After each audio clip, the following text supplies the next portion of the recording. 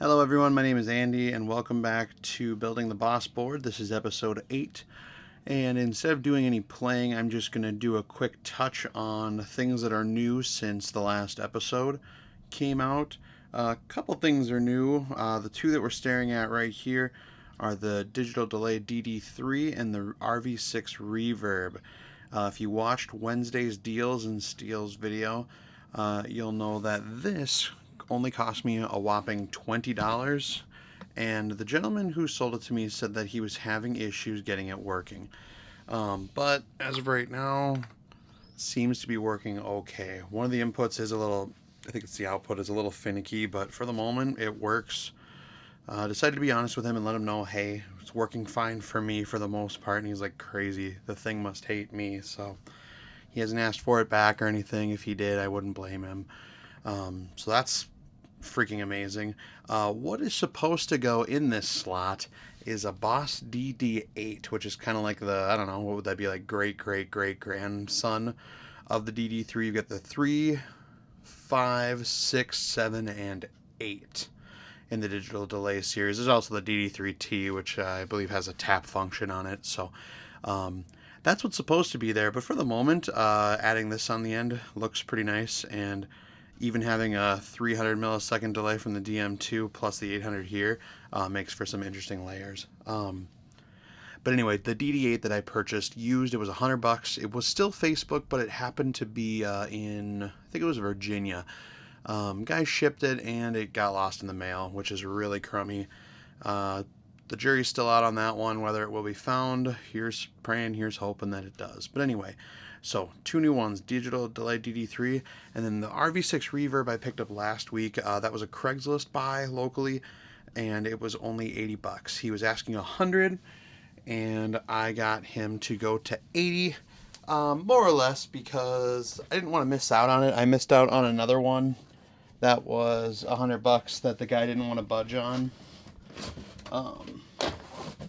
Excuse me. So what I did do was I purchased another pedal that he had. This is the Holy Stain, kind of a weird name, but multi-effects pedal from Electro Harmonics. This was only $50, so I said, hey, I'll buy this and the Reverb for $130, and he said, deal. So I'll do a quick video of the Holy Stain at some point. Like many of these pedals, there's definitely tons of demos of both of these.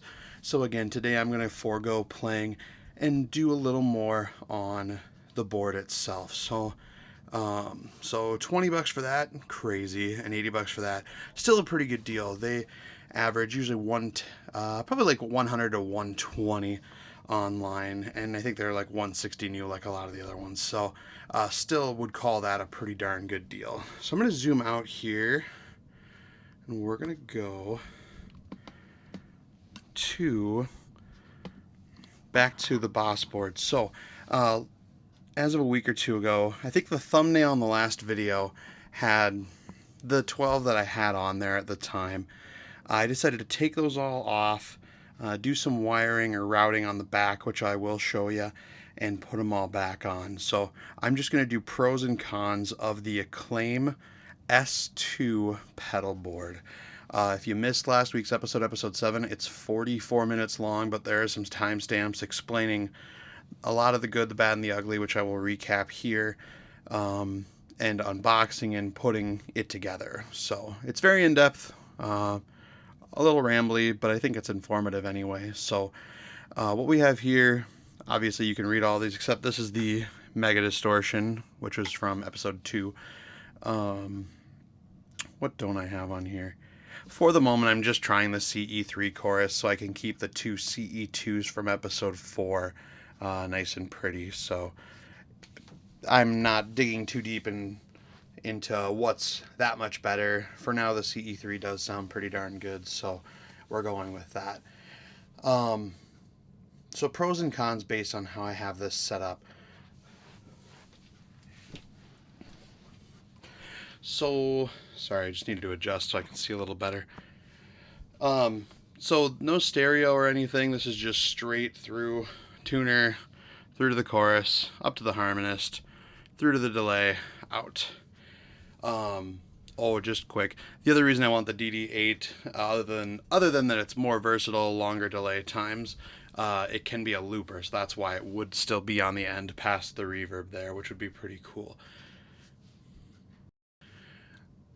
So, to recap, if you don't want to watch the big long video, the Aclam S2 is something I bought from their website in Barcelona.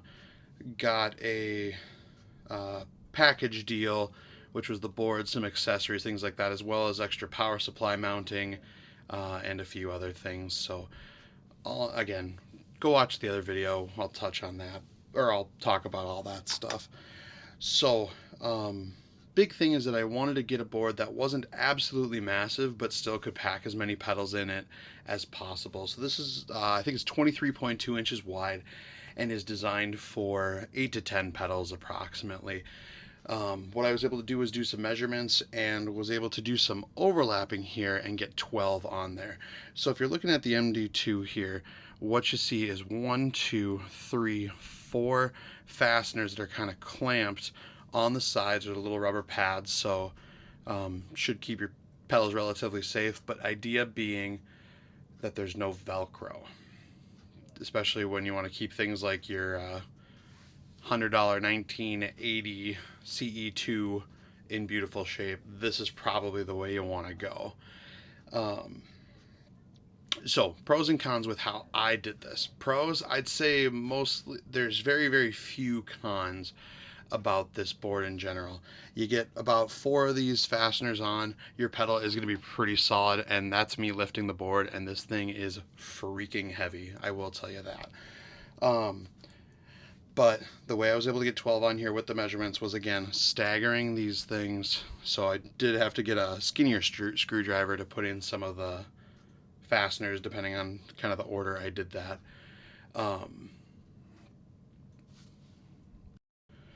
But point being, was able to get 12 on here. One of the cons of, again, how I set this up is the pedals are a little bit staggered. You can see they're down, up, down, up, down, up, which isn't terrible. Only thing is that we've got the jacks on the sides here, and that nut on the sides of the ones that need the fasteners in between, or excuse me, in the middle there, is in the way of where that fastener would be. So the pedal has to be shifted up just a little bit. So that's what's going on there. So that's why you've got, again, that stagger. Regardless, I still think it looks pretty clean. I'm pretty happy with how it turned out. What you may notice is, and that's uniform throughout all these, down, up, down, up, down, up. Again, doing 4 wide and 4 in the middle so I can stagger them. That's all true on every single pedal except for the digital delay. You might be able to tell it's scooted back just a smidge. Issue with that is that it's one where the fasteners needed to be together, closer together, but this has 2 inputs there. So if I was doing it kind of the normal way, we'll say for my build, that second input, or the direct out, I guess, is completely in the way of the fastener. So it was scooted up a little bit and not care, or take the nut and washer off of that input, shove it in the pedal, and put the clamp over it. And I didn't really want to do that. So I might have to do that with the DD8, because the DD8, like the Reverb here, has 3 on the side there. But again, if it's, the difference of, I don't even know what that is, 1/4 inch, who cares? It looks pretty good. But yeah, anyways, all straight through. I'm going to unplug this and I'm going to flip it over and we'll talk about what's going on the back. But everything sounds pretty good. It's not perfect. The harmonious is kind of weird. I put out some feelers for should I do flanger or phaser, and a lot of people said flanger, so I said for now, no big deal. But again, the idea is that I can take a screwdriver, take off these 4 clamps, unplug, take a pedal out, put a pedal back, which is pretty sweet. So, the first thing to go maybe will be the harmonist, and I'll put the phaser in there next to the flanger. Who knows? Who cares? It's all in the spirit of fun. So I'm going to get this flipped over, and we're going to talk about pros and cons of the wiring, how I did that, what's good, what's not so good. But again, as far as pros for the board design, it's all pretty excellent. Had I gone 10 pedals, and you can see an example in episode 7, I put 6 on the bottom like this, and I put 5 across the top, where the fasteners are kind of doing the normal thing where they're next to each other, and they're all in the corners of the pedals.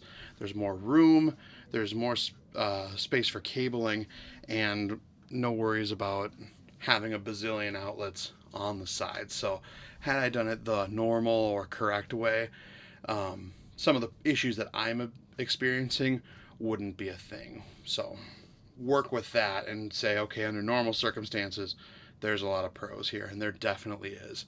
So I'm going to pause really quick, flip this over, and we will be right back. So this is the back side, but before we get to that, I'm going to pop this in here.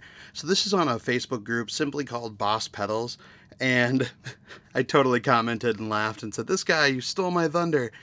So he got the L2, which is designed more, I think it's 12 to 14 pedals, and as you can see, he has 14 Boss pedals looking really good, and it's got that, we'll just call it the appropriate spacing there. So that also looks really good, and I'm pretty jealous in hindsight as far as picking the board that I did. That being said, this thing's almost 2 feet long. That one's, I think it's 32 or 33 inches long, so again, it's just getting big and massive. This thing's already pretty heavy, but heavy as it is, this still seems a little more giggable than that one. Whatever. The money's been spent. The deed is done. We move. So what we've got down here, I'd said it in video 7, is that I was going to use 2 power supplies. The primary reason for that was, 1, that I didn't have to daisy chain any pedals, and 2, the first one of these that fell into my lap ended up being the catalyst for getting a second one. These are the Voodoo Pedal Power 2 Plus is what it's called. And the major benefit for the Boss pedals is that these dip switches allow me to switch from 9 volts to 12 volts, which some of the old Boss pedals, depending on how old they are, require what's called ACA power instead of PSA power, and the ACA is typically 12 volts. So fantastic. These are all switchable. I guess it's the first 6 on this one. It might just be the first 4 on this one. The diagrams are a little bit different. This is from 08 and this is from 2019, so basically the same thing, but there's plenty of videos out there on the Pedal Power 2 Plus, pros and cons of it, but for the moment, it seems to be exactly what I need for this project. So we've got 2 of those. We've got 2 of the, one came with the pack, the PSU Universal Power Supply Unit, Universal holder, mount, whatever you want to call it, and then I bought an extra one for 15 bucks. Pros and cons of this. 1, it certainly does keep it in place. As I said in the last video, the power supply unit that they used for the demo video for this was essentially this power supply. I don't know if it just wasn't labeled or what the story was. Maximum is 4.7 centimeters tall, and that's pretty much what we're at. The nuts are completely on the screw, but they are pretty much at the end there. So yeah, they hold pretty tight. I will say when I am plugging in, they do tend to slide a little bit, so you just gotta be aware to like grip this as you plug in. Whatever, not a big thing. And as far as the other products with kind of the shield that can hold it better or whatever for another 40 bucks a piece, I think I'm just going to pass on those and work with these. What I'm probably going to do if I find that this is an issue or this isn't holding properly, I'll get a small piece of Velcro and put it in between back here on each. No problem there. Now, when this weekend when I was looking to wire everything up, I was dreading the cable management, but that ended up being one of the easiest pieces of the process. So again, I got the Tidy Cables pack, which came with 10 hunks of plastic, 5 that are these flat ones to just cover cables that you want to route under, and then let's zoom in here. 5 of these where you can go under, but you can also go over. So I started, let's see if I can loosen this. So I started, there we go, on the top here. So how I've got this wired is that there are 6 pedals on one side, the 3 front and 3 back. I guess I might as well just zoom out. So 6 pedals, 3 and 3, and 6 pedals over here, 3 and 3. Because then I didn't have to do as much wire crossing or things like that. And I was able to, with the Tidy Cables pack, was able to do some bunching and bundling, and it all made it really easy. So on both sides, it's mirrored, but same kind of thing. 4, 5, and 6 are the 3 pedals in the back. I just ran them out here, ran them under the Tidy Cable, whoop, ran them under here, looped them around just to eat up some of the distance, and then they go to those 3. So they are kind of floating out there. It's not perfect. There are definitely ways to keep that tighter, but I wasn't too worried at this juncture. For the 3 up front, going through here, and again, this kind of ate up a lot of the cable, which is great. Went under both of these, and then the 3 are going through. Remember, we've got that gap there because of the spacer, or the upper SE, which is perfect. So having the opportunity to wire that first row closer to the pedals is great. So again, that's the same thing on the other side. 1, 2, 3, and 4, 5, 6. And I did a light label on each one just in case I unplug a bunch of them, then I can hopefully more quickly find what cables go where, and more important, what cables go to what outlet. And more importantly, if the pedal changes, if I have to adjust it from 9 to 12 volts because of its age or whatever power supply it requires, then it's a little easier to just get under it and go click 1 and move on. So overall, pretty impressed with the Tidy cables. I imagine with the top routing style, more people would put them on top, but I don't think I have any on top. I've got 1, 2, 3, 4, 5, 6, 7, 8, 9 of the 10 pieces. So I didn't use one of the top ones there. In between, it's kind of hard to see here. Across here, I've got an instrument cable with 1, 2, 3 of the flat covers or cable managers, and that is the long, 3-foot patch cable that goes from the chorus to the harmonist, excuse me, in the second row. So pretty easy, and again, that keeps the front side looking pretty darn clean. So essentially, this is gig ready. The only thing that was kind of disappointing, and it was kind of a long shot anyway. Let's go this way.